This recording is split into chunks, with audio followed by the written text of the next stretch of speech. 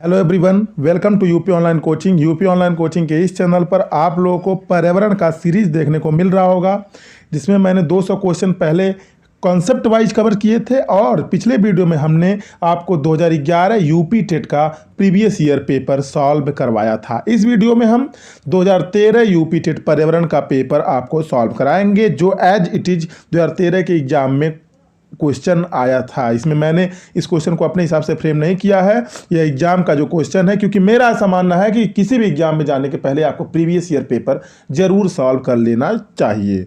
तो विलंब न करते हुए बढ़ते हैं पहले क्वेश्चन पर। पहला क्वेश्चन क्या है दोस्तों? निम्नलिखित भारतीय राज्यों में से किस राज्य की कोई समुद्री सीमा नहीं है? आपको बता दें ये इंडिया है, ये इंडिया है। तो इंडिया में दोस्तों क्या है, 9 राज्य ऐसे हैं जो समुद्र से लगे हुए हैं, समुद्र से लगे हुए हैं। पहला है गुजरात, दूसरा है महाराष्ट्र, तीसरा है गोवा, चौथा है आंध्र प्रदेश।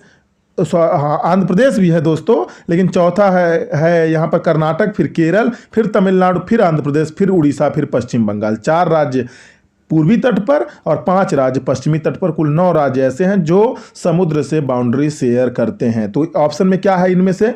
गुजरात। गुजरात की समुद्री सीमा है, महाराष्ट्र की समुद्री सीमा है, गोवा की समुद्री सीमा है, लेकिन राजस्थान की कोई समुद्री सीमा नहीं है। तो विकल्प सही है तीसरा। बढ़ते हैं अगले प्रश्न पर। किसी नदी के प्रदूषण स्तर की माप कैसे की जाती है? बीओडी से दोस्तों। एटीपी तो एनर्जी का एक रूप है, एसटीपी डब्ल्यूपीएल नहीं, बीओडी। बीओडी का फुल फॉर्म भी एग्जाम में पूछ सकता है आपसे, biochemical oxygen demand. Biochemical oxygen demand से क्या होता है, किसी नदी के प्रदूषण स्तर की माप की जाती है।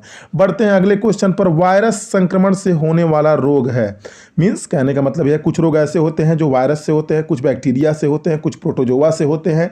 तो यहां पर पूछ रहा है कि वायरस, जिसकी हिंदी विषाणु होती है, विषाणु संक्रमण से कौन सा रोग होता है? तो विकल्प में दोस्तों, विकल्प में टाइफाइड दिया है, कालरा दिया है, मलेरिया दिया है। ये टाइफाइड, कालरा, मलेरिया, ये तीनों रोग बैक्टीरिया अर्थात जीवाणु से होते हैं। तो जुखाम वायरस से होता है। किस वायरस से होता है? इस वायरस का नाम है राइनो वायरस। किस वायरस का? वायरस से राइनो वायरस। यह आमतौर पर 1 सप्ताह में दोस्तों समाप्त हो जाता है जुखाम। बढ़ते हैं अगले प्रश्न पर। भारत में कृषि को प्रभावित करने वाला मौसम का सबसे महत्वपूर्ण तत्व कौन सा है? भारत में कृषि को, ये पूरी दुनिया में नहीं पूछ रहा है, भारत में कृषि को प्रभावित करने वाला मौसम का सबसे महत्वपूर्ण तत्व कौन सा है? वृष्टि। वृष्टि मतलब होता है वर्षा। वर्षा का तत्सम है वृष्टि। आर्द्रता, तापमान, पवन, ये सब चीजें भी कृषि को प्रभावित करती हैं, बिल्कुल करती हैं, लेकिन सबसे महत्वपूर्ण तत्व आपसे पूछ रहा है तो वृष्टि। विकल्प सही होगा दोस्तों चौथा। अब वृष्टि क्यों? क्योंकि भारत में कृषि को प्रभावित वृष्टि क्यों करता है? क्योंकि भारत उष्ण तथा शीतोष्ण 2 कटिबंध में स्थित है। अब उष्ण कटिबंध क्या होता है, शीतोष्ण कटिबंध क्या होता है, ये फुली ज्योग्राफी का विषय है। उष्ण कटिबंध मैं थोड़ा सा आइडिया देता हूं। सबसे बीच में है ट्रॉपिक ऑफ कैंसर, सॉरी ऊपर है ट्रॉपिक ऑफ कैंसर, बीच में इक्वेटर, नीचे है tropic of Capricorn. Tropic of Cancer को हिंदी में क्या बोलते हैं? मकर या कर्क रेखा कुछ बोलते हैं। ऊपर है ट्रॉपिक ऑफ कैंसर, नीचे है ट्रॉपिक ऑफ कैप्रिकॉर्न और बीच में है आपका इक्वेटर। तो इस ट्रॉपिक ऑफ कैंसर और ट्रॉपिक ऑफ कैप्रिकॉर्न के बीच में जो एरिया है, इसी एरिया को हम बोलते हैं, क्या बोलते हैं? इसी को बोलते हैं उष्णकटिबंधीय प्रदेश। उष्णकटिबंधीय प्रदेश। तो भारत दोस्तों क्या है, भारत का आधा पोर्शन ट्रॉपिक ऑफ कैंसर के ऊपर है और भारत का आधा पोर्शन ट्रॉपिक ऑफ कैंसर के नीचे है। इसलिए भारत में जो 2 कटिबंध हैं, एक तो उष्ण कटिबंध है और उसके ऊपर होता है शीतोष्ण कटिबंध। शीतोष्ण कटिबंध है। क्लियर? बढ़ते हैं अगले प्रश्न पर। वायुमंडल की सबसे ठंडी परत कौन सी है? आपको पता है कुछ किताबों में वायुमंडल की 4 परतें बताई गई हैं, कुछ किताबों में वायुमंडल की 5 परतें बताई गई हैं। मैं आपको बताता हूं। सबसे नीचे होता है क्षोभ मंडल, उसके ऊपर समताप मंडल, फिर होता है मध्य मंडल, उसके ऊपर आयन मंडल, फिर होता है बहिर्मंडल। ऐसे लोग बतलाते हैं। समताप मंडल में ओजोन मंडल पाई जाती है। तो सबसे ठंडी परत कौन सी है? अगर टेम्परेचर का कंसेप्ट आप पढ़ेंगे तो टेम्परेचर के कंसेप्ट पे आपको ज्ञात होगा कि जैसे जैसे हम पृथ्वी तल से ऊपर जाते जाते हैं तो पर kilometre 6.5 degree centigrade temperature decrease होता है। पर किलोमीटर 6.5 डिग्री पर किलोमीटर टेम्परेचर क्या होता है? डिक्रीज होता है, अर्थात घटता है दोस्तों। ये घटते घटते ऐसा नहीं कि वायुमंडल में ऊपर जाते जाएंगे और घटता ही जाएगा। मध्य मंडल में आकर के इसका घटना समाप्त होकर के बढ़ना समाप्त हो जाता है। तो सबसे ठंडी परत कौन सी होगी? मध्य मंडल। कौन सी? मध्य मंडल, क्योंकि मध्य मंडल के बाद वायुमंडल का तापमान बढ़ने लगता है। मध्य मंडल के मध्य सीमा पर ताप गिरकर 100 डिग्री सेंटीग्रेड तक पहुंच जाता है। मध्य मंडल की मध्य सीमा पर, अगर ये मध्य मंडल है, इसकी मध्य सीमा पर ताप 100 डिग्री सेंटीग्रेड तक पहुंच जाता है। 100 डिग्री सेंटीग्रेड तक पहुंच जाता है मध्य सीमा तक, तापमान गिर करके। बढ़ते हैं अगले प्रश्न पर। निम्नलिखित में से कौन सी एक ग्रीन हाउस गैस है? ग्रीन हाउस गैसों के बारे में मैं आपको पहले ही बतला चुका हूं। सबसे ज़्यादा ग्रीन हाउस गैस जो इफेक्ट करती है ग्लोबल वार्मिंग को, वो क्या है? जलवाष्प, 36 से 72% तक। फिर कार्बन डाइऑक्साइड, फिर मीथेन, फिर नाइट्रस ऑक्साइड, फिर फ्लोरोकार्बन यानी CFC। तो ये सारी ग्रीन हाउस गैसें हैं। सल्फर डाइऑक्साइड नहीं, ऑक्सीजन नहीं, आर्गन नहीं, तो मीथेन क्या है? ग्रीन हाउस गैस है। ग्रीन हाउस गैस के ऊपर मैंने आपको एक वीडियो भी बना करके बतलाया था। नाइट्रस ऑक्साइड, मीथेन, देखिए मीथेन हो गया, कार्बन डाइऑक्साइड, 2 गैस हो गई, नाइट्रस ऑक्साइड 3, क्लोरोफ्लोरोकार्बन 4, और एक हो गया आपका क्या नाम है उसका? जलवाष्प। जलवाष्प भी ग्रीन हाउस गैस है। तो ये 5-6 गैसें प्रमुख रूप से ग्रीन हाउस गैस के अंतर्गत आती हैं। भारत में, अगला प्रश्न है, भारत में प्रोजेक्ट टाइगर की शुरुआत कब हुई? तो भारत में दोस्तों प्रोजेक्ट टाइगर की शुरुआत 1973 में हुई। ये कई बार मैं बतला चुका हूं।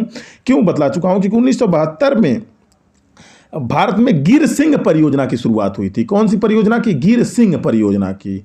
गिर राष्ट्रीय उद्यान है भारत में, और उसी में ये एशियाटिक लायन पाए जाते हैं। तो गिर सिंह परियोजना की, और 1973 तक भारत का राष्ट्रीय पशु सिंह था। 1973 में टाइगर थे, बाघ थे, उनकी संख्या को घटता हुआ देखकर सरकार ने प्रोजेक्ट टाइगर प्रारंभ किया 1973 में, और टाइगर को ही भारत का राष्ट्रीय पशु भी घोषित कर दिया था, टाइगर को ही। और एक बताओ जानिए, प्रोजेक्ट टाइगर की शुरुआत कहां से हुई थी? तो 1 अप्रैल 1973 को Jim Corbett national park Uttarakhand से हुई थी। जिम कॉर्बेट नेशनल पार्क, उस समय उत्तराखंड नहीं था 1973 में, उस समय उत्तर प्रदेश था। बाद में अब उसे उत्तराखंड के नाम से जानते हैं। और जिम कॉर्बेट नेशनल पार्क की स्थापना 1936 में हुई थी। जब हुई थी तो उसका नाम हैली नेशनल पार्क था। बाद में उसका नाम जिम कॉर्बेट नेशनल पार्क रख दिया गया। तो जिम कॉर्बेट नेशनल पार्क से 1973 में प्रोजेक्ट टाइगर की शुरुआत दोस्तों हुई थी। पृथ्वी तल पर उस काल्पनिक रेखा को क्या कहते हैं जो 180 मेरिडियन याम्योत्तर पर खींची गई है? जो 180 मेरिडियन याम्योत्तर पर खींची गई है, 180 मेरिडियन। देखिए ये अर्थ है दोस्तों। अर्थ पर 2 महत्वपूर्ण लाइनें हैं। ये है प्राइम मेरिडियन, जो मैं अभी सेट कर रहा हूं, प्राइम मेरिडियन, और इसे बोलते हैं हम इक्वेटर। तो 2 महत्वपूर्ण लाइनें हैं। Equator represents temperature, means on the earth surface there is 2 more important lines. Number 1 equator, जिसे 0 डिग्री लाइन कहते हैं, और याम्योत्तर या प्राइम मेरिडियन जो आप बोलते हैं, प्रधान मध्याह्न जो आप बोलते हैं, प्राइम मेरिडियन। तो equator is a line which divide the earth into 2 equal part. And also दोस्तों प्राइम मेरिडियन भी एक ऐसी लाइन है जो अर्थ को 2 बराबर भागों में बांटती है। दोनों लाइनें अर्थ को 2 बराबर भागों में बांटती हैं, लेकिन equator is a line which divide the earth into 2 equal part, that is northern hemisphere and southern hemisphere. Clear? Prime meridian एक ऐसा लाइन है जो अर्थ को 2 बराबर भागों में बांटता है, eastern hemisphere and western hemisphere. तो देखिए दोस्तों, इसमें क्या पूछ रहा है? पृथ्वी तल पर काल्पनिक रेखा को क्या कहते हैं? तो इसे प्राइम मेरिडियन समझने की गलती मत कीजिएगा। हालांकि ये जो काल्पनिक रेखा है 180 मेरिडियन पर, यह प्राइम मेरिडियन नहीं है, मेरिडियन है। मेरिडियन लाइन उसे बोल सकते हैं, इसीलिए 180 मेरिडियन याम्योत्तर लिखा गया है। मेरिडियन लाइन दोस्तों इसे बोल सकते हैं, लेकिन यह है अंतर्राष्ट्रीय तिथि रेखा। कौन सी है? अंतर्राष्ट्रीय तिथि रेखा। एक विषुवत रेखा किसे बोलते हैं? इक्वेटर को बोलते हैं। इक्वेटर को विषुवत रेखा बोलते हैं। प्रधान याम्योत्तर रेखा प्राइम मेरिडियन को बोलते हैं। कर्क रेखा और मकर रेखा रिस्पेक्टिवली ट्रॉपिक ऑफ कैंसर और ट्रॉपिक ऑफ कैप्रिकॉर्न को बोलते हैं।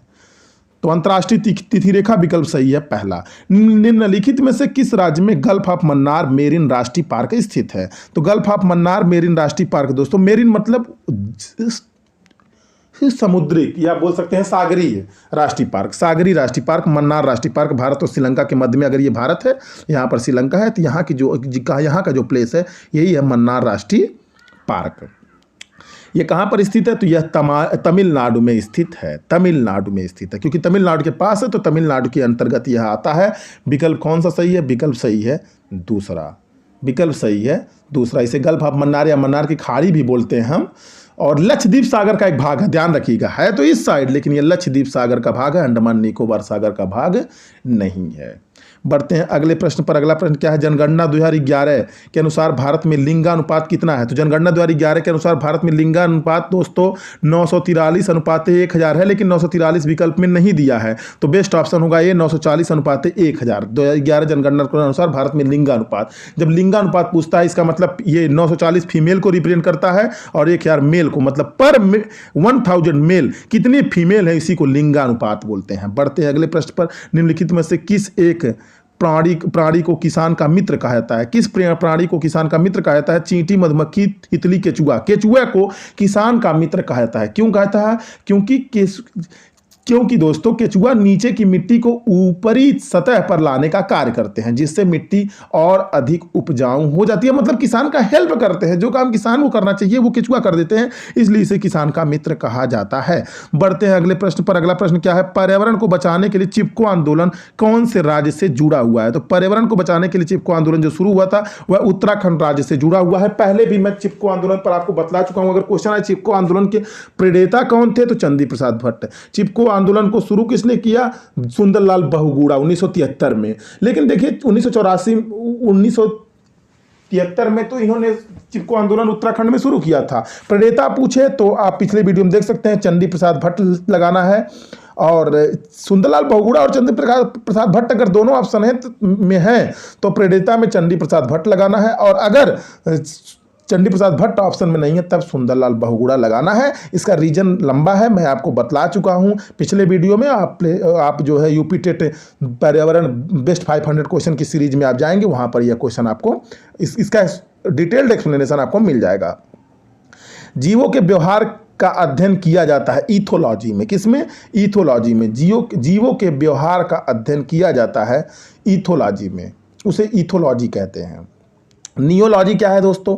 नियोलॉजी आपको पता होगा कि नियोलॉजी विषय के अंतर्गत तंत्रिका तंत्र से संबंधित रोगों का अध्ययन किया जाता है।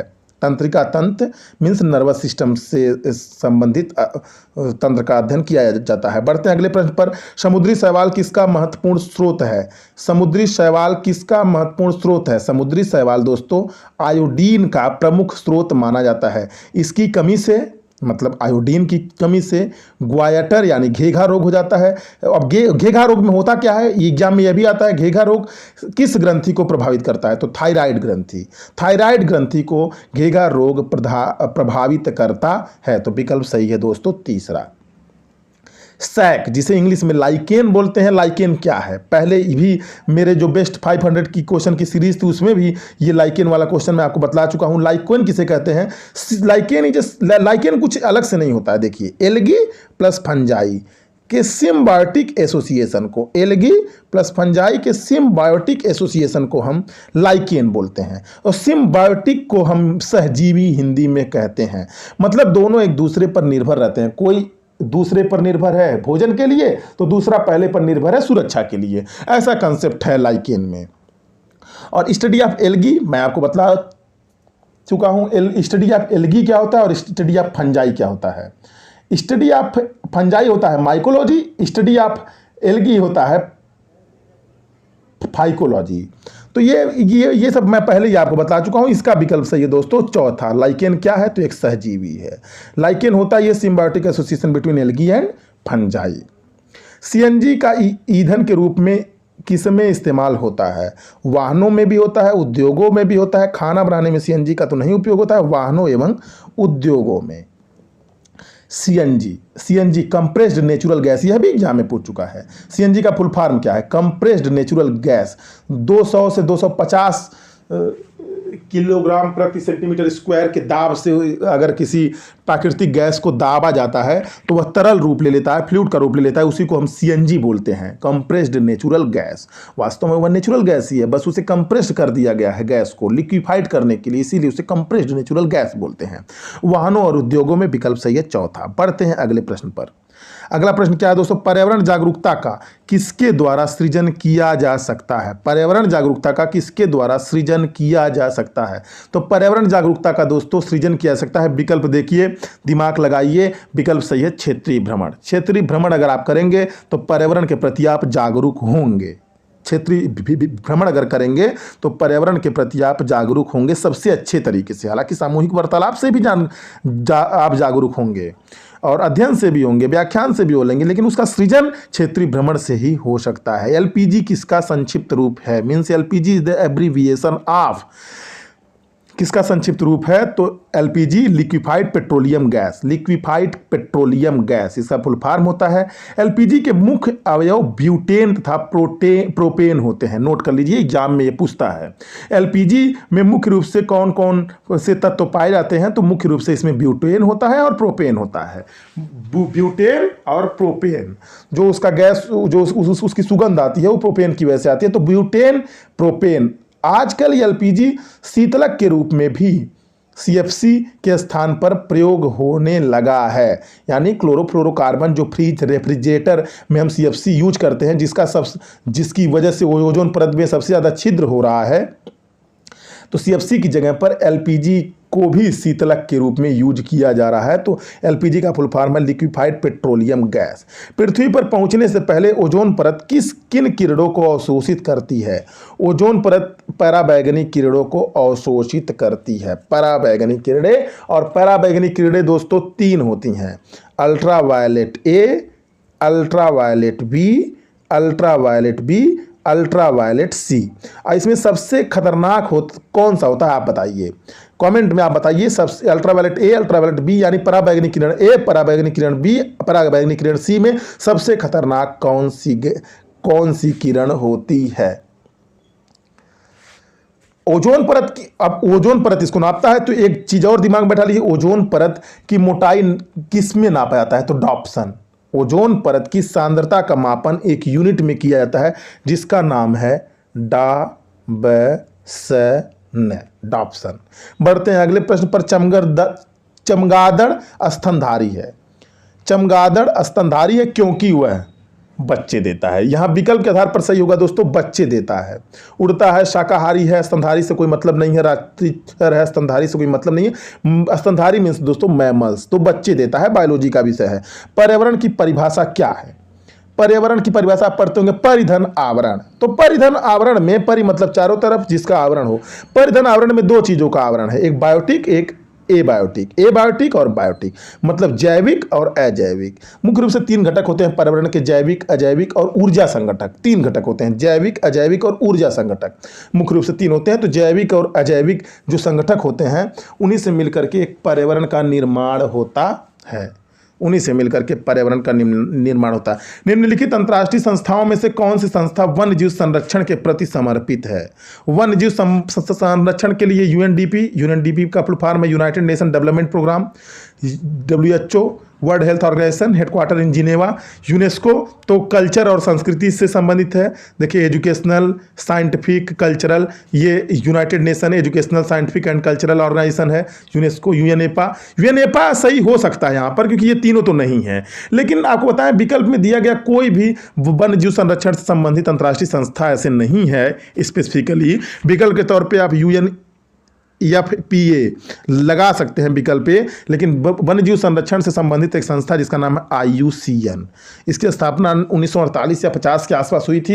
International union for conservation of nature इसका फुल फॉर्म है। और रेड डाटा बुक यही जारी करता है, रेड डाटा बुक यही जारी करता है 1963 से। 1963 से रेड डाटा बुक क्या है? जो विलुप्त प्राय कुछ 5 प्रकार की प्रजातियों को उसमें लिस्टेड किया जाता है रेड डाटा बुक में। कृत्रिम वर्षा के लिए मेघ बीजन के लिए प्रयुक्त रसायन कौन सा है? मतलब कहने का मतलब है अगर बारिश एक भगवान इंद्र कराते हैं, एक बारिश आप खुद अपने दिमाग से करवा सकते हैं वैज्ञानिक पद्धति पर, तो सिल्वर आयोडाइड की सहायता से आप कृत्रिम वर्षा करा सकते हैं, सिल्वर आयोडाइड की सहायता से। पढ़ते हैं अगले प्रश्न पर। बायोडीजल तैयार किया जाता है जेट्रोफा से। जेट्रोफा से बायोडीजल तैयार किया जाता है। देखिए बहुत सारे वृक्ष होते हैं बायोडीजल के निर्माण के लिए। जेट्रोफा, करकास या कारकस बोल सकते हैं, पोनगोमिया, इस प्रकार के जो पौधे हैं जेट्रोफा, करकास, पोनगोमिया, इन सब से बायोडीजल तैयार होता है। डीजल ही है वो जो आप डीजल नॉर्मल लाइफ में यूज करते हैं। चूंकि वे बायोलॉजिकली तैयार किया जाता है इसीलिए इसका नाम बायोडीजल दिया गया है। देश का पहला बायोडीजल संयंत्र काकीनाडा आंध्र प्रदेश में स्थापित किया गया था। काकीनाडा आंध्र प्रदेश। विश्व ओजोन दिवस कब मनाया जाता है? 16 सितंबर को। कब मनाया जाता है दोस्तों? 16 सितंबर को विश्व ओजोन दिवस मनाया जाता है। 5 जून को आपको पता हो। 21 मार्च भी काफ़ी फेमस है। सिल्वी कल्चर किससे संबंधित है? देखिए सिल्क विकल्प में है, सिल्क लगाना नहीं है क्योंकि सिल्क से सिल्वी कल्चर नहीं, सेरी कल्चर संबंधित है। SERI सेरी कल्चर सिल्क से संबंधित है, सिल्वी कल्चर नहीं। सिल्वी कल्चर किससे संबंधित है? वन एवं वन्य उत्पाद से। पिछले वीडियो में मैंने इन सब ये जितने भी कल्चर होते हैं सबके बारे में बतलाया था। पिछले वीडियो अर्थात जस्ट पिछला नहीं, जो हमारा यूपी टेट का बेस्ट 500 का सीरीज वाला वीडियो है वह है। अब निम्नलिखित में से किस राज्य में चंद्रप्रभा वन्यजीव अभ्यारण्य स्थित है? वन्यजीव अभ्यारण्य चंद्रप्रभा वाला कहाँ पर स्थित है? चंदौली। किस राज्य में नहीं दोस्तों, किस जिले में, किस जनपद में स्थित है? क्योंकि उत्तर प्रदेश के सारे जिले हैं, वाराणसी, लखनऊ तो यूपी की राजधानी है, चंदौली और लखीमपुर खीरी। सबसे क्षेत्रफल में सबसे बड़ा जिला यही है, लखीमपुर खीरी। तो चंदौली में चंद्रप्रभा वन्यजीव अभ्यारण्य है, जो उत्तर प्रदेश का पहला वन्यजीव अभ्यारण्य है, जिसकी स्थापना 1957 में हुई थी। बढ़ते हैं अगले प्रश्न पर। निम्नलिखित में से कौन द्वितीय श्रेणी का उपभोक्ता है? दोस्तों उपभोक्ता ये पारिस्थितिकी, फूड चेन, खाद्य श्रृंखला के बारे में डिटेल्ड वीडियो मैंने बनाया था। 8 वीडियो मैंने बेस्ट 500 का बनाया था क्वेश्चन का। उसमें सब कुछ मैंने क्वेश्चन वाइज कंसेप्ट तक आपको पहुंचाया था। अगर आपने नहीं देखा है तो उसको जरूर देखिएगा। इसका विकल्प सही है दोस्तों, दूसरा सांप। इसका विकल्प सही है सांप। हाथी एवं बकरी प्रथम श्रेणी के उपभोक्ता हैं। क्यों हाथी बकरी प्रथम श्रेणी के हैं? क्योंकि ये प्रथम उत्पादक को खाते हैं, इसीलिए प्रथम श्रेणी के उपभोक्ता हैं। सांप द्वितीय श्रेणी का उपभोक्ता है क्योंकि यह द्वितीय उत्पादक को खाता है। ठीक है, सांप और जबकि शेर जो है वो तृतीय श्रेणी का उपभोक्ता है। झूम खेती होती है कहाँ पर? केरल में, बिहार में, तमिलनाडु में, मेघालय में झूम खेती होती है दोस्तों। जनरली नॉर्थ ईस्ट स्टेट भी एक प्रश्न है। नॉर्थ ईस्ट स्टेट में कौन कौन से उत्तरी पूर्वोत्तर जो राज्य है, पूर्वोत्तर राज्य, उसमें कौन कौन से स्टेट आते हैं? तो 8 राज्य आते हैं। 7 सिस्टर प्लस एक सिक्किम, 7 सिस्टर प्लस सिक्किम। अब 7 सिस्टर क्या है अगर आपको पता होगा तो विकल्प में बताइएगा। मेघालय में होता है। झूम खेती होती क्या है दोस्तों? मुख्य रूप से झूम खेती एक प्रकार की आदिम खेती है। आदिम मतलब पुराने जमाने में जैसे होता था, जिसमें पहले वृक्ष तथा वनस्पतियों को काट कर उन्हें जला दिया जाता है और सफाई की गई भूमि के पुराने जो हथियार होते थे, औजार होते थे, उनसे कृषि की जाती है। जैसे ही वहाँ की उर्वरकता समाप्त हो जाती है, उस स्थान को छोड़कर दूसरे स्थान पर जाकर फिर वही प्रक्रिया दोहराई जाती है। इसी को झूम खेती कहते हैं, झूम कर करने वाली खेती। शुष्क बर्फ किसका ठोस रूप है दोस्तों? तो कार्बन डाइऑक्साइड एक गैस भी है, और कार्बन डाइऑक्साइड का अगर ठोस रूप देखेंगे तो वह कार्बन डाइऑक्साइड का ठोस रूप शुष्क बर्फ होता है। शुष्क यानी ड्राई बर्फ होता है। तो ये थे दोस्तों हमारे 2013 यूपी टेट पर्यावरण में आए हुए 30 के 30 क्वेश्चन। यूपी टेट में 30 क्वेश्चन पर्यावरण से आता है हर वर्ष।